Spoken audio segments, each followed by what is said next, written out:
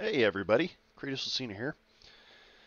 Sorry about the long delay since Christmas of getting back into posting videos. I just taking some time to myself and family after Christmas, and try not to let gaming be in my way. But outside of that, we're gonna step back in nice and easy, going with a old reliable tank of the M1A1 Abrams. Now I did do the M1 Abrams, and the change to the A1 was some minor changes in the fire control system and the addition of, uh, or not the addition, the replacement of the 105 by the 120 millimeter. And tanks, this particular model was developed in the early 80s and adopted in 86. And the big change for this was it became the standard. The moment this tank was approved, they, all tanks from that point on were to be built as the A1 variant.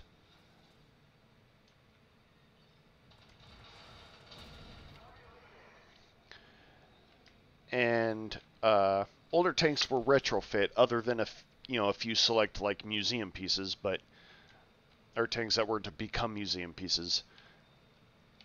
But the A1 became the standard, and it would be the basis for every future variant of the Abrams line. And about 2,000 M1A1 Abrams are what led coalition forces during the first Desert Storm. And it caused a huge change in tank development around the world, because for China and Russia to see their tanks so easily swept aside really had a huge effect on the military system of those countries.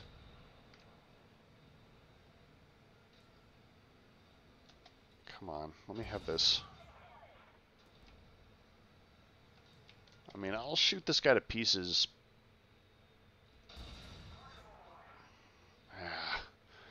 It had a huge effect on how these tanks were being developed, or on Russian and Chinese tank development, because suddenly there was this juggernaut casually, I mean, shells were coming in, pinging off the tank. It didn't care. And it's like this guy's trying to die.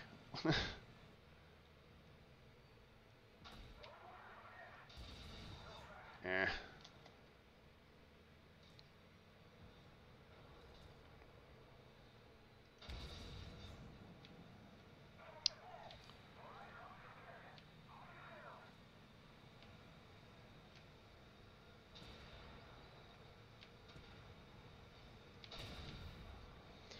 It had a huge effect on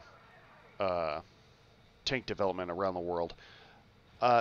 Unfortunately, it never saw any grandiose development. Or, I mean, not development, like export. It never saw wide export. About 1,000 of them ended up in Egyptian use. Recently, though, a lot of M1A1s have been sent to several countries, namely Ukraine, but there were a few more countries that have since adopted the M1 Abrams. Unfortunately, the success of the Leopard never really originally let the Abrams, lead NATO. A lot of NATO countries have made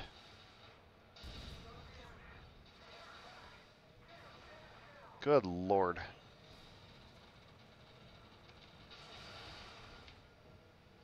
Do you mind? Oh, come on. Crap. That was crap. Oh, that works. I'll take that.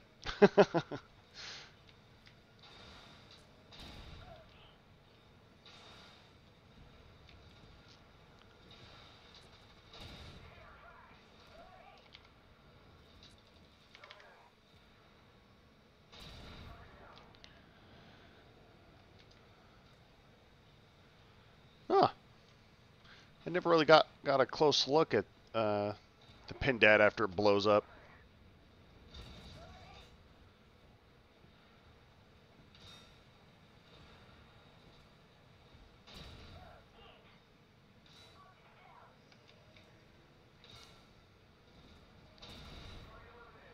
Do you mind?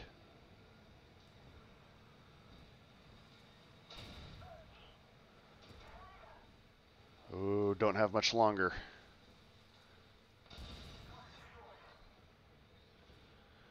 Ugh. I was really worried that that thing was gonna... that Pindad was gonna get reloaded before I did.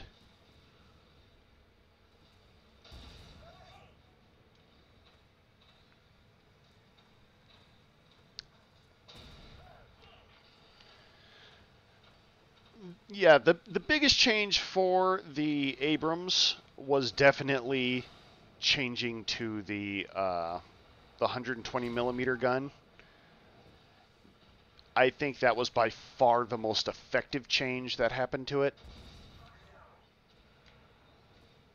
Mostly because it allowed it to begin functioning, that's where it really came into its own and became the near peer system of NATO countries. Like, that's where we could begin challenging Russian tanks and stuff like that. Oh, stop it. How dare you.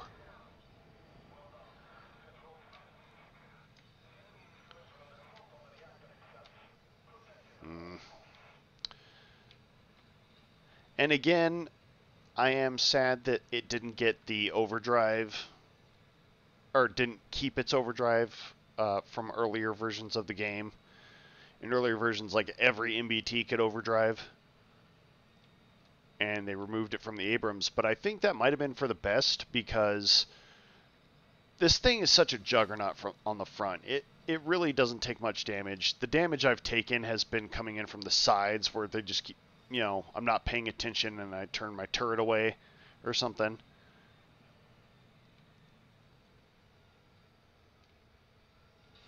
Who can see me? Ow! You little dirtbag.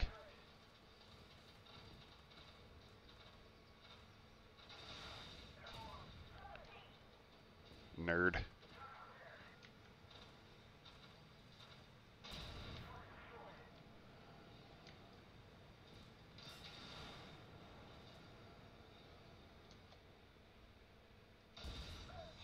Do we have artillery? Oh, no. Who's shooting at that thing from that distance? Oh, it's the mortar guy. Okay. Like, who's dropping shells on this thing?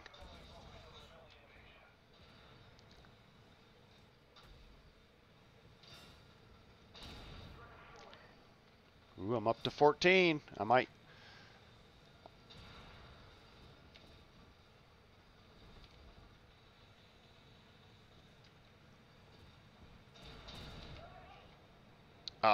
I tried to sneak it in.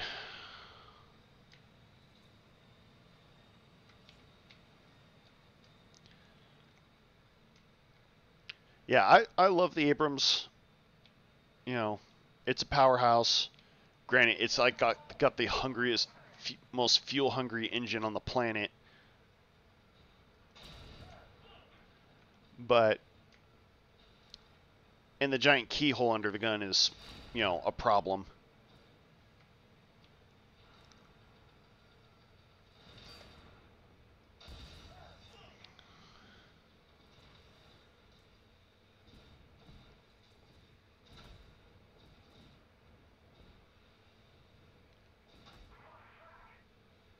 Good Lord.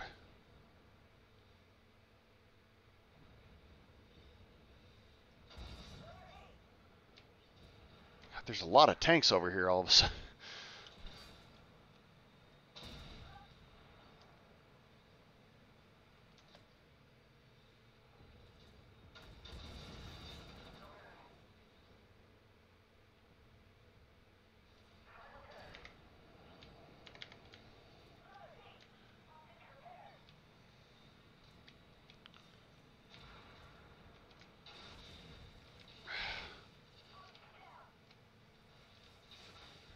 There's a lot going on here, and I don't like it.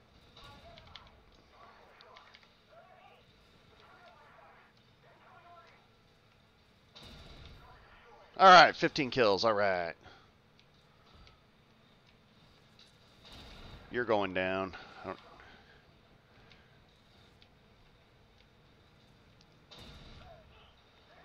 Let me casually lock up your gun.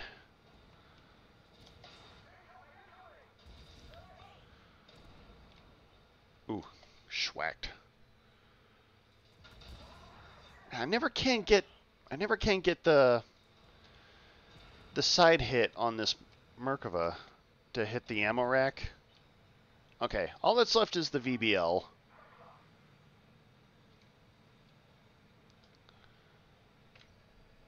And it is undoubtedly parked right off the cliff where it drops off, and that's probably where he's parked.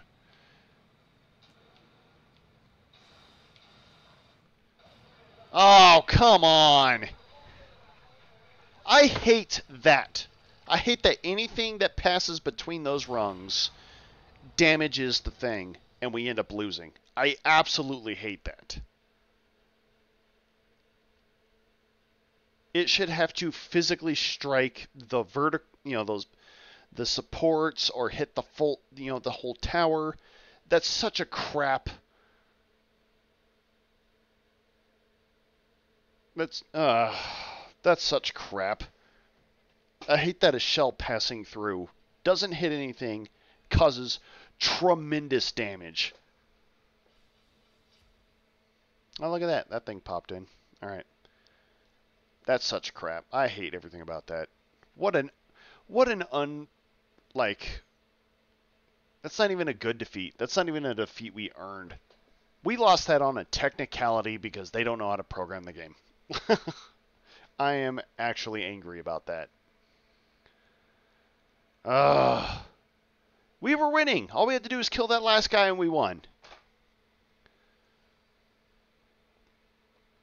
I can't believe that. I'm so mad. What a messed up end. Alright. Well, I'm happy with the Abrams performance in this mission, though. I mean, 60 enemies destroyed with 23,000 damage and doing, the damage seemed to vary wildly for some reason in this one, all the way from like 500 up to like almost 700. And usually it kind of brackets in at a very specific point. But overall, I'm always happy with an Abrams. As long as I can keep the front of my tank towards the enemy, it'll bounce shots all day.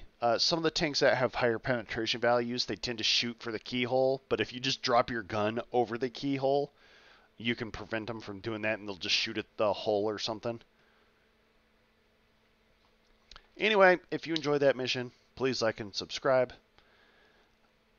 Huge thank you to those that already have. Comment down below if you'd like to see a tank in battle. And I will see you guys in the next mission. Until then, have fun.